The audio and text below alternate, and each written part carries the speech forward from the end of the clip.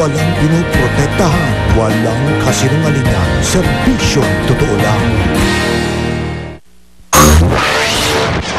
Saksihan! 58 sibilyang walang awang pinaslang. Muling inalala sa unang anibersaryo ng Maguindanao Massacre. Pangulong Noynoy Aquino, hindi raw titigil hanggat hindi nakakamtan ng mga kaanak ng biktima ang katarungan. Babaeng nagluwal sa comfort room ng NAIA Terminal 1 nanindigang wala siyang balak abandonahin ang sanggol. Tourism Undersecretary na nasa likod ng Pilipinas kay ganda slogan nagbitiw. Petsa at lugar ng kasalang Prince William at Kate Middleton, alamin. Dating American Idol judge Simon Cowell nagsalita tungkol sa pumalit sa kanyang si Steven Tyler. At ang agaw pansing Christmas tree sa Pasay, natatad man ng ilaw ay tipid pa rin daw.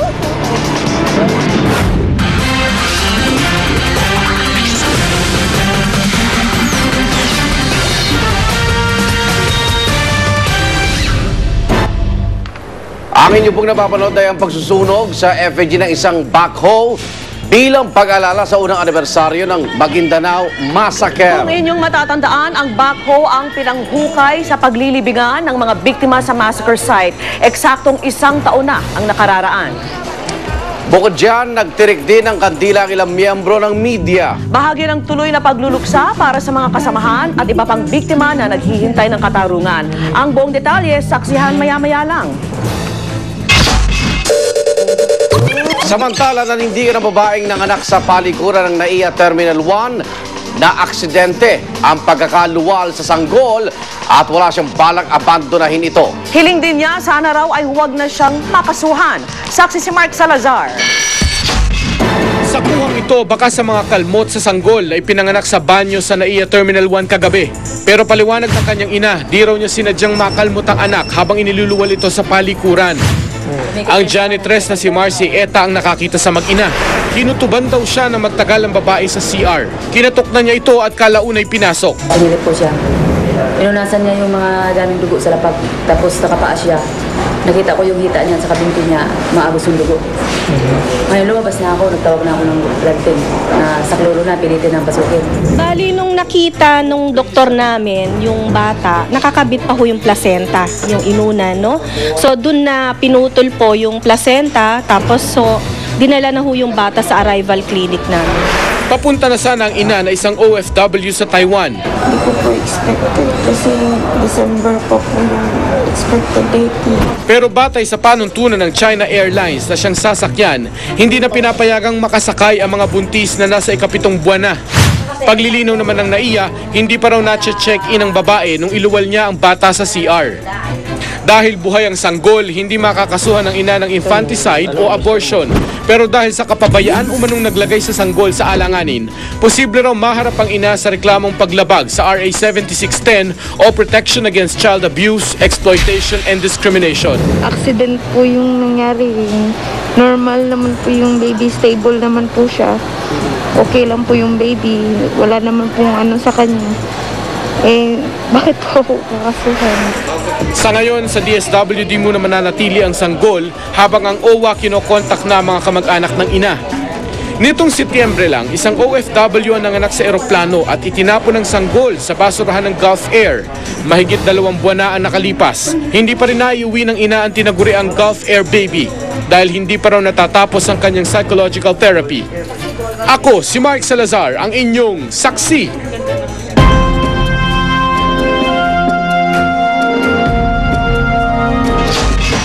Ginugunita po ngayong araw ang unang anibersaryo ng Maguindanao Massacre, ang pinakamadugong insidente ng karahasan sa kasaysayan na nag-ugat sa away politika. At makalipas ang 1 taon, binalikan ng mga kaanak at kaibigan ng mga biktimang lugar kung saan walang awang pinaslang ang 58 sibilyan.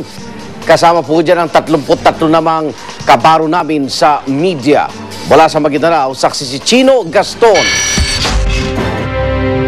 Sino ang makakalimot sa mga makapanindig balahibong imaheng ito? Eksaktong 1 taon ang nakararaan. Mga dugo ang katawang nakahandusay sa sasakyan. Ang ilan, tinali pa ang kamay sa likod. Ang ibang biktima, sa damuhan na tagpuan. Sa isang mass grave naman na hukay, ang aming mga kabaro sa media. habang ang mga kamag-anak at taga-suporta ni Nooy Buluan Vice Mayor Toto Mangodadato sa hiwalay na hukay nakita. Sa kasaysayan ng eleksyon sa Pilipinas, wala nang kasing daha sa ating nasaksihan sa maburol na bahaging ito ng Barangay Salman sa bayan ng Ampatuan sa Maguindanao noong November 23, 2009. Matapos ang isang taon, heto't nagbabalik ang kanilang mga iniwang mahal sa buhay at taga-suporta sa lugar kung saan sila walang awang pinaslang. Tinangkamang ibinaon sa lupa, kailanmay di raw sila mababaon sa limot. Isa na sa kanilang photojournalist na si Reynaldo Momay na bukod sa kanyang pustisoy, hindi pa rin natatagpuan ang labi. Malaki yung kutob ko na nandun kung saan yung maraming sasakyan. Mahirap kung sa mahirap kasi walang closure sa family. Mahirap mag-explain sa mga bata kung saan kami pupunta para bisitahin yung lolo. Kaya kung makita mo, nandito yung mga anak ko, kasama ko.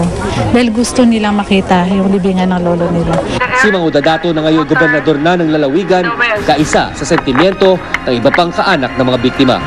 Considering that the number of victims involved in the massacre, its negative impact to the country and the media attention it received internationally, the slow progress of the case is, to say the least, disappointing. Binasa naman ni Justice Secretary Laila De Lima ang sagot ng Pangulo sa mga panawagan para sa hustisya. We again offer our condolences to the families of the victims and vow to do everything in our power to achieve a timely resolution of this case and ensure that this does not happen again. Bukod sa pag-alay ng bulaklak at pagtirik ng kandila sa mismong hukay, nagsagawa rin ng ritual ang mga Muslim gamit ang dugo ng manok para gawing banal ang lupa sa massacre site. 58 puting lobo ang pinakawalan at 58 puno rin ang itinanim bilang paggunita sa mga sibilyang pinaslang. Isang paalala na minsay tinapos ang 58 inosenteng buhay dahil lamang sa politika. Mula sa Maguindanao, Chino Gaston ang inyong saksi. At sa iba pa ring balita, nagbitiw na ang Undersecretary ng Department of Tourism na nasa likod ng kontrobersyal na Pilipinas kay Ganda slogan. Pero sa gitna ng mga batikos, pinanindigan pa rin ni Yusek Enteng Romano ang kanyang ideya. Saksi si Pia Arcangel. I would like to take this opportunity to express my sincerest apologies to President Aquino, to Secretary Lim, and the Filipino people for the controversy that this branding exercise has generated.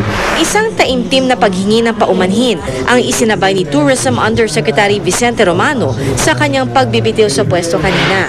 Mabigat daw sa kanyang loob ang di pagtanggap ng publiko sa dapat sanay bagong tourism slogan na Pilipinas kay Ganda. Pero ginagalang niya raw ang hatol ng publiko. At dahil ideya niya ito at siya raw mismo ang nagpursiging ituloy ang kampanya kahit nag-aalangan umano, maging si Pangulong Noynoy Aquino, minabuti na niyang magbitiw sa pwesto. Personal na desisyon daw niya ang pagbibitiw at walang pumilit sa kanya na gawin ito. Pero pinaninindigan pa rin niya ang kanyang ideya at ang paggamit ng wikang Filipino para sa slogan. I am still convinced it is a matter of execution. I honestly think a Manny Pacquiao saying Pilipinas kay Ganda will make a world curious and try to find out what it means. Pagpapaliwanag pa ni Romano, ang nagastos daw na 3.77 million pesos para sa paglunsad ng pumalpak na kampanya, hindi naman daw nalalayo sa budget ng DOT para sa iba pang mga katulad na proyekto. Tinanggap ni Tourism Secretary Alberto Lim ang pagbitiw ni Romano kahit sa tingin niya hindi ito kailangan. I think he did the honorable thing. You know, in previous administrations, this would not have happened. Isang expert panel ang bubuuin ng DOT para pag-aralan ang susunod na kampanya ng kagawaran para makaakit pa ng mga turista at mamumuhunan sa bansa. Ako si Pia Arcangel, ang inyong saksi. Umani naman ang iba't ibang reaksyon ang pagbibitiw ni Tourism Undersecretary Enteng Romano sa Twitter at Facebook. Sabi nga ni MK Sapida, I feel bad for the DOT USEC resigning. I think most of the people took it a little too far in the criticism. And some took advantage of the controversy to add other issues, personal or not, in it. But I salute his decision. Sabi naman ni Benjo Barrias, napaka-weak naman yan para mag-resign. Simpleng-simple lang na pagkakamali yung sa slogan. Hirit naman ni Hazel Candy Pasage, di ba dapat may gawin din si Secretary Lim? Para ano pa ang tinatawag na chain of command? USEC lang si Romano at ang may final decision sa DOT ay si Secretary Lim. Ito naman po ang tweet ni Adrian Cuenca. I admire his delicadeza. Now, let's move on.